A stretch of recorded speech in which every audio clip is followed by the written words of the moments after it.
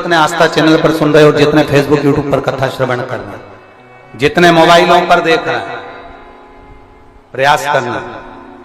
बैसाख के महीने में मिट्टी के पात्र में जो रात्रि भर जल रखा हो, मिट्टी के पात्र में, अगर आपके पास में घड़ा हो, हंडा हो, नी हो, तो दिया हो, दीपक हो, कुल्लड़ हो, कोई भी तुम्हारे पास में जो मिट्टी का पात्र, उसमें जल भरना। वो जल बैसाख के महीने की किसी भी सोमवार के दिन, किसी भी सोमवार के दिन, बैसाख महीने या किसी प्रदोष के दिन, या बैसाख महीने के शिवरात्रि के दिन, वो मिट्टी के पात्र का जल अपने घर के प्रत्येक व्यक्ति का स्पर्श कराकर उस मिट्टी के पात्र के जल को तांबे के पात्र में डाल लीजिए और घर के प्रत्येक व्यक्ति का स्पर्श करा लीजिए और शंकर भगवान पर कुंडकेश्वर महादेव के नाम से समर्पित करिए। कुंडकेश्वर महादेव। कभी जीवन में पीछे पलट कर देखने की जरूरत नहीं पड़ेगी, आप उन्नति की सीढ़ी की ओर बढ़ते चले जाओ। बैसाख महीने में मट्टी के पात्र का जल भगवान शंकर को समर्पित होना चाहिए। उसका सुख हमारे जीवन को एक आनंद फल प्रदान। एक शीतल आरती होती है, मेरी जीजियों बड़े सावधानी से सुनिएगा। एक शीतल आरती होती है। कभी अगर तुम्हारे जीवन में अगर कभी तुमको ऐसा लगे कि रोग बड़ा भारी हो चुका है और बहुत भारी रोग मुझे घेरता जा रहा है, या डॉक्टर को दिखाने जा रहे हो और तुम्हें ऐसा लग रहा है कि डॉक्टर कोई बड़ी बीमारी बताएगा, तो उस समय पर शीतल आरती का प्रयोग करें। एक पुष्प हाथ की हथेली में रख लीजिए, एक पुष्प हाथ की हथेली में रख लीजिए, और यहां तक शास्त्र कहता है अगर हो सके तो आंकड़े का अगर पुष्प मिल जाए, तुम्हारे यहां क्या बोलते हैं उसको, मंदार का फूल, आंकड़े का फूल, अकौए का फूल, जो शंकर भगवान पे चढ़ता है, छोटा सा होता है, घुंघरू जैसा होता है वो, उसको तुम्हारे यहां क्या बोलते हैं हरियाणा में? आंख का ही पुष्प बोलते हैं। आंख का पुष्प मिल जाए तो ज्यादा अच्छा है। अब उसमें चाहे सफेद हो, चाहे नीला हो, चाहे गुलाबी हो, जैसा भी हो, हाथ में रखने के बाद हाथ में एक लोटा जल भगवान शंकर के शिवालय में जब आप प्रवेश करें, और प्रवेश करते समय भगवान के सम्मुख में जब भगवान शंकर के साक्षी में जब पहुंचे, आपके सामने पूजन में कोई भी सामग्री नहीं है, आपके पास में न दिया है, न बाती है, न गर्भवती है, न चंदन है, न कपूर है, न कोई सामग्री है, केवल एक आंख का पुष्प और एक लोटा जल आपके पास में है। शिवालय में पहुंचकर शीतल आरती का प्रयोग करो।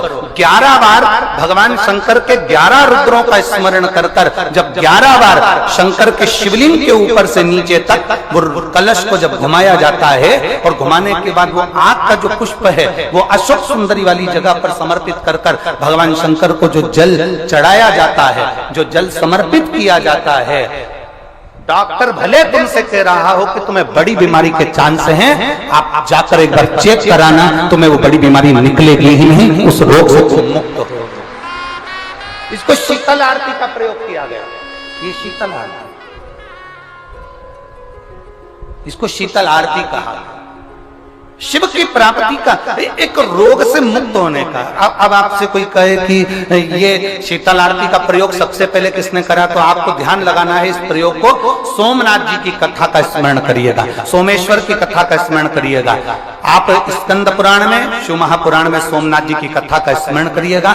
चंद्रदेव को काया का रोग हो गया, रोग इतना भारी था, चंद्र समझ नहीं पा रहे थे मैं करूं क्या। जब देव ऋषि नारद के पास पहुंच गए, नारद जी ने कहा एक पार्थिव शिवलिंग का निर्माण करो, बालू के शिवलिंग का निर्माण करो, और समुद्र का ही जल भगवान शंकर को उनके आनंद से आरती कर कर उनको चढ़ाने का प्रयास करो। और शिव ने ऐसी कृपा कर दी कि चंद्र के पास आकर भगवान शंकर ने कह दिया, चंद्र मैं तुझे वर देता हूँ, तेरा काया का रोग समाप्त होगा, ये मेरा वर है, क्योंकि तूने मेरे शीतल आरती का प्रयोग किया।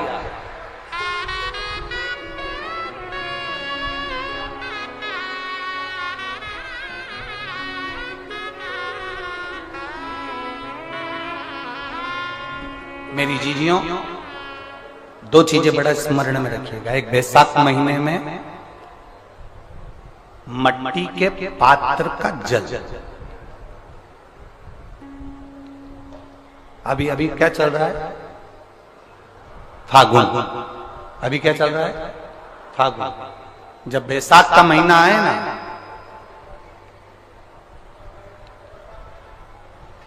जितने यहां बैठे और जितने आस्था चैनल पर सुन रहे हो, जितने फेसबुक यूट्यूब पर कथा श्रवण कर रहे हैं, जितने मोबाइलों पर देख रहे हैं, प्रयास करना, बैसाख के महीने में मिट्टी के पात्र में जो रात्रि भर जल रखा हो, मिट्टी के पात्र में, अगर आपके पास में घड़ा हो, हंडा हो, नी हो, तो दिया हो, दीपक हो, कुल्लड़ हो, कोई भी तुम्हारे पास में जो मिट्टी का पात्र, उसमें जल भरना। वो जल बैसाख के महीने की किसी भी सोमवार के दिन, किसी भी सोमवार के दिन, बैसाख महीने या किसी प्रदोष के दिन, या बैसाख महीने के शिवरात्रि के दिन, वो मिट्टी के पात्र का जल अपने घर के प्रत्येक व्यक्ति का स्पर्श कराकर उस मिट्टी के पात्र के जल को तांबे के पात्र में डाल लीजिए और घर के प्रत्येक व्यक्ति का स्पर्श करा लीजिए और शंकर भगवान पर कुंडकेश्वर महादेव के नाम से समर्पित करिए। कुंडकेश्वर महादेव। कभी जीवन में पीछे पलट कर देखने की जरूरत नहीं पड़ेगी, आप उन्नति की सीढ़ी की ओर बढ़ते चले जाओगे। बैसाख महीने में मट्टी के पात्र का जल भगवान शंकर को समर्पित होना चाहिए। उसका सुख हमारे जीवन को एक आनंद फल प्रदान। मेरी जीजियों, दो चीजें बड़ा स्मरण में रखिएगा। एक, बैसाख महीने में मट्टी के पात्र का जल, अभी अभी क्या चल रहा है, फागुन। अभी क्या चल रहा है, फागुन। जब बैसाख का महीना आए ना,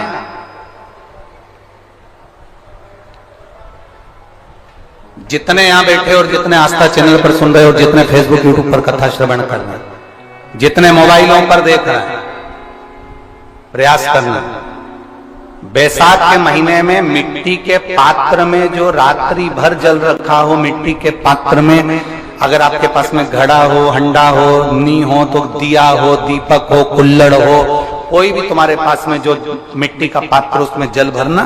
वो जल बैसाख के महीने की किसी भी सोमवार के दिन, किसी भी सोमवार के दिन, बैसाख महीने या किसी प्रदोष के दिन, या बैसाख महीने के शिवरात्रि के दिन, वो मिट्टी के पात्र का जल अपने घर के प्रत्येक व्यक्ति का स्पर्श कराकर उस मिट्टी के पात्र के जल को तांबे के पात्र में डाल लीजिए और घर के प्रत्येक व्यक्ति का स्पर्श करा लीजिए और शंकर भगवान पर कुंडकेश्वर महादेव के नाम से समर्पित करिए। कुंडकेश्वर महादेव। कभी जीवन में पीछे पलट कर देखने की जरूरत नहीं पड़ेगी, आप उन्नति की सीढ़ी की ओर बढ़ते चले जाओगे। बैसाख महीने में मट्टी के पात्र का जल भगवान शंकर को समर्पित होना चाहिए। उसका सुख हमारे जीवन को एक आनंद फल प्रदान।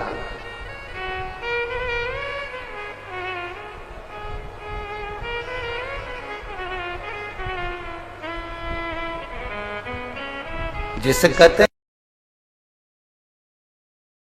रोज शंकर के मंदिर में प्रतिदिन जाने वाले को, और एक और चीज अपने स्मरण में रहे, अगर शिव के मंदिर नहीं जा सकते तो अपने घर में जो शिवलिंग है उस पर जल चढ़ाओ। और यदि आप अपने शंकर के घर में शिवलिंग पर भी जल नहीं चढ़ा पा रहे हो तो किसी बेलपत्री का वृक्ष हो, उस वृक्ष के नीचे भी जल चढ़ाओ। और कभी मौका मिल जाए, कभी भगवान शंकर की बड़ी करुणा हो जाए, भगवान शंकर की बड़ी उदारता हो जाए, भगवान शंकर की बड़ी कृपा हो जाए, बड़ी कृपा हो जाए, भगवान शंकर जिस दिन तुम्हारे ऊपर बड़ी कृपा कर दे, किसी सोमवार को 3 नियम बना लो। जिस दिन मेरा भोले बाबा तुम पर कृपा कर दे, उस दिन सोमवार का एक नियम बनाओ कि महीने का एक सोमवार मुझे ऐसा करना है, 3 नियम धारण करना है महीने के सोमवार को। पहला, सवेरे जाकर शंकर भगवान को 1 लोटा जल चढ़ाना है। दूसरा, दोपहर के समय पर जाकर मुझे बेलपत्री के वृक्ष के नीचे एक चावल का दाना रखकर बेलपत्री की 7, 11, 21, 108, 51 जितनी परिक्रमा आप लगा सकते हो वो लगाना है।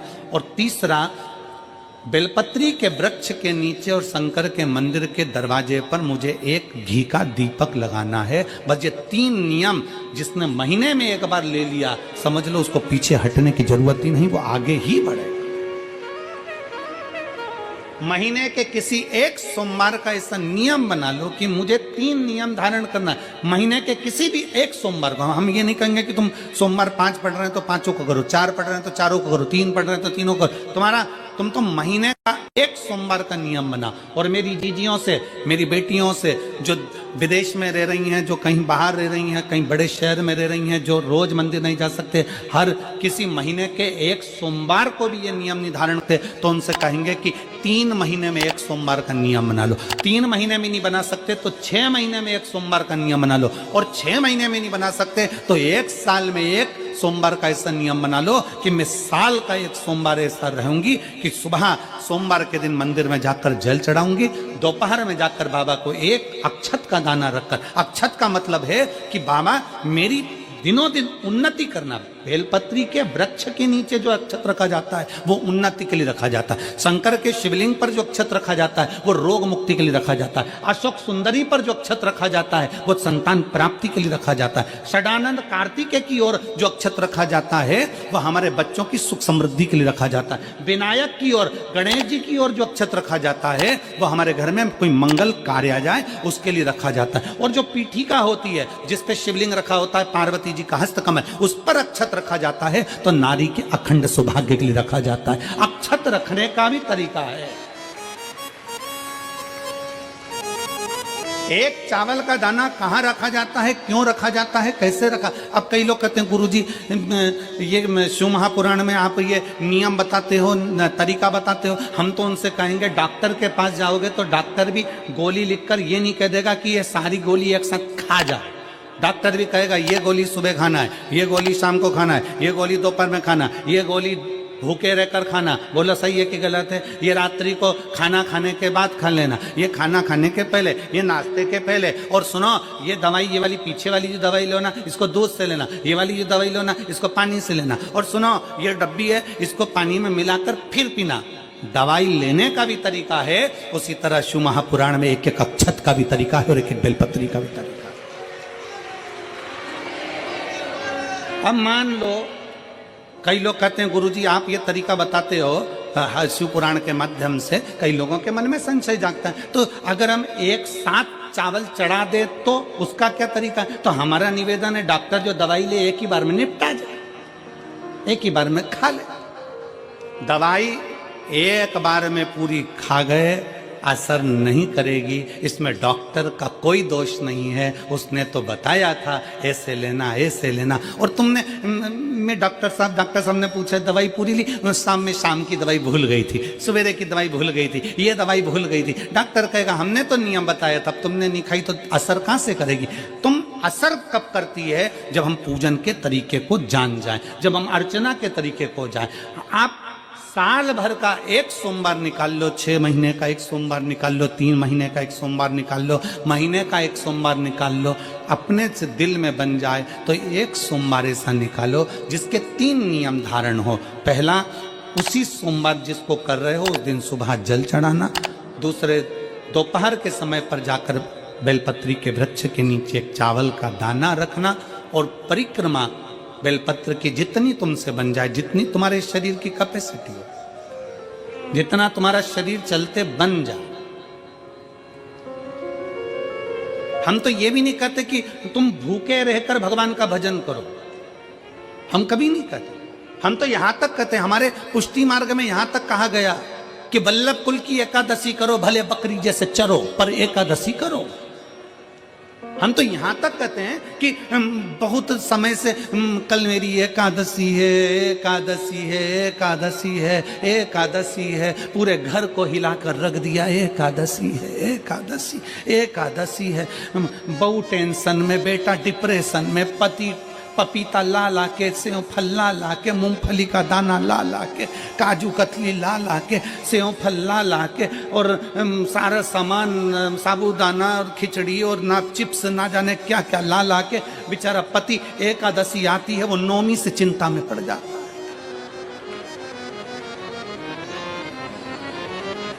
हम तो ये भी नहीं कहते कि तुम व्रत बहुत भारी करो, तुम व्रत उपास भी बहुत बहुत टेंशन वाला करो, ना ना ना।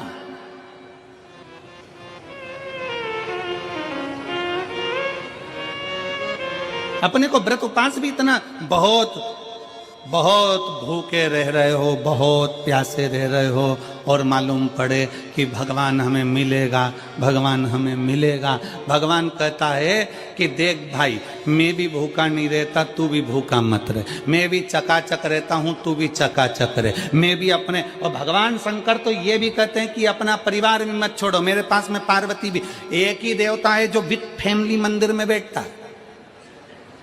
शंकर जी हैं तो पार्वती जी है, तो गणेश जी हैं, तो कार्तिकेय जी हैं, तो नंदी है, सब मंदिर के अंदर चाहिए। शंकर भगवान अपने पूरे परिवार के साथ। शंकर जी तो ये कहते हैं अकेले तुम क्यों रहते हो। शिव जी की एक बात अपने ध्यान में रखना, कितनी सुंदर बात है शंकर भगवान की, बहुत ध्यान में रखिएगा। आप जौहरी नहीं हो, हीरे को नहीं परख सकते। हम भी जौहरी नहीं है, हम हीरा को नहीं समझ सकते। पर भगवान शंकर ने पृथ्वी पर जिसको जन्म दिया उसको जौहरी बनाकर पैदा किया है, उसको जौहरी बनाकर भेजा है कि आप भले हीरा को न समझो चलेगा, पर अपने नजदीक में कोई दुखी है तो उसकी पीड़ा को जरूर समझना। भगवान शंकर कहते हैं उसकी पीड़ा का स्मरण।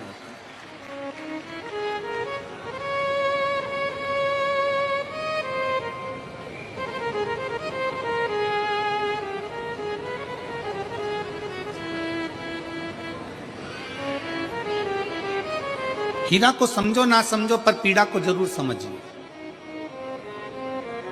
किसी के दर्द को जरूर समझिए, किसी के दुख को जरूर समझिए, किसी की तकलीफों को जरूर समझिए। पशुपतिनाथ का व्रत करते हो आप, 16 सोमवार का व्रत करते हो आप, संकट सोमवार का व्रत करते हो आप, शिवरात्रि का व्रत करते हो, सोमवार की अष्टमी का व्रत करते हो। उन व्रतों में सारे व्रत करो, मना नहीं है, पर उस व्रत में अपना पूर्ण समर्पण परमात्मा के प्रति रखो। केवल खाना छोड़ा है, अन्न छोड़ा है, भोजन छोड़ा है, और दिन में सुबह से लेकर शाम तक 2-3 बार तुमने कुछ ना कुछ पाया है, वो व्रत हो सकता है आपकी दृष्टि में। पर हमारी दृष्टि में व्रत कौन सा है।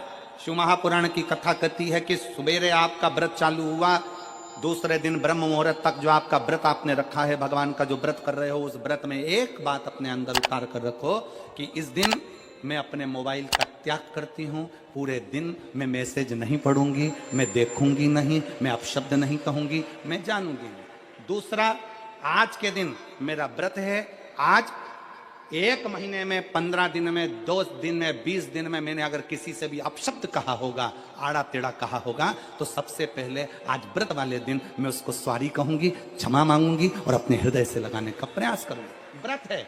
व्रत का तीसरा अंश, आज मेरा व्रत है, मैं आज के दिन किसी को भी अपशब्द नहीं बोलूंगी, किसी के लिए आड़ा तड़ा नहीं बोलूंगा, आज जितना बन सकेगा मैं सात्विक जीवन जीऊंगा। चौथा, आज मेरा व्रत है, आज के दिन मैं झूठ नहीं बोलूंगी, ना झूठ बोलूंगा सुबह से लेकर शाम तक। और पांचवा, आज व्रत वाला दिन है, जितना फलार मैं करूंगी उसका पैसा जोड़ूंगी कि 15 रुपए का मैंने साबूदाना खाया, 10 रुपए का बटाटा खाया, ये खाया वो खाया, सारा हिसाब लगाकर 55, 60, 70 रुपए जितने होते हैं उसमें से एक अंश निकालकर मैं उसका एक भाग किसी गौशाला में जाकर गाय को चारा जरूर दूंगी।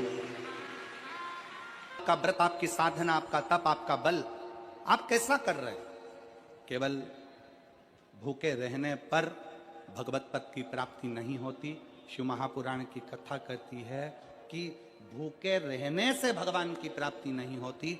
शिव पुराण की कथा कहती है भगवान को पाने की भूख बढ़ाने से भगवान की प्राप्ति होती है। भीतर से परमात्मा को पाने की भूख बढ़ाइए, भगवान को पाने की भूख बढ़ाओ भीतर से।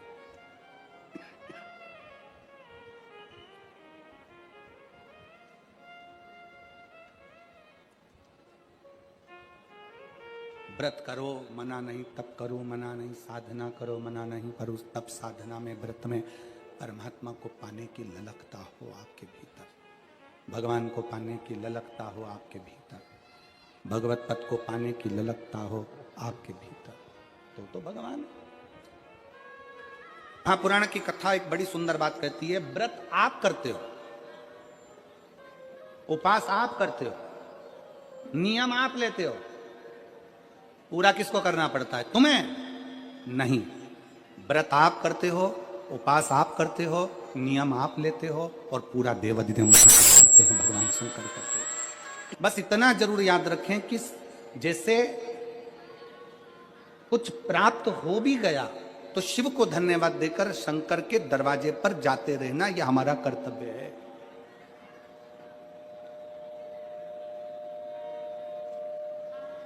एक बहन जी ने पत्र लिखा था कल, उस पत्र में बहन जी ने लिखा कि शिव महापुराण तप का मतलब क्या होता? चलिए, उपास का मतलब बताओ। खाना छोड़ देना व्रत नहीं है, दूसरे का धन छुड़ाकर खाना छोड़ देना व्रत है।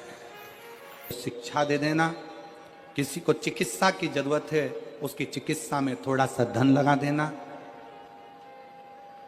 कोई रोते हुए के आंख के आंसुओं को पोंछ देना, किसी के दुख में खड़े होकर उसको खुशियां प्रदान कर देना, ये दुनिया का सबसे बड़ा व्रत है, सबसे बड़ी साधना, सबसे बड़ा तप। मन साफ है तो सारी गलतियां माफ है, और अगर मन ही साफ नहीं है तो गलती कौन माफ करेगा भाई? हम भी तो अपनी जिंदगी में एक नियम बना सकते हैं कि मैं श्री शिवाय नमस्तुभ्यम का जाप करूंगी, मेरी कॉलोनी में कोई शंकर जी का मंदिर है, हम 5-10 महिलाएं प्रत्येक सोमवार को 10 मिनट बैठेंगी, शाम के समय प्रदोष काल में 6 बजे 6:30 बजे बैठेंगे, 6:45 बजे 15 मिनट बाद उठ जाएंगे, श्री शिवाय नमस्तुभ्यम का जाप करेंगे, शंकर जी को भोग लगाएंगे। अगर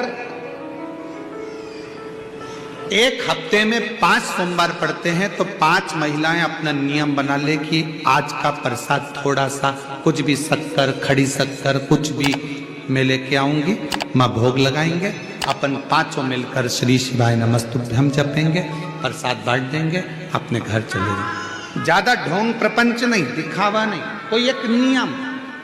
हमारे नजदीक में शंकर जी का मंदिर है, हफ्ते में एक बार नियम बनाएंगे, उस मंदिर में सफाई करेंगे, हफ्ते में एक बार नियम बनाएंगे, अपने नजदीक के शंकर के मंदिर को साफ करेंगे, क्लीन करेंगे। एक नियम अपने अंदर बनाओ शिव के प्रति।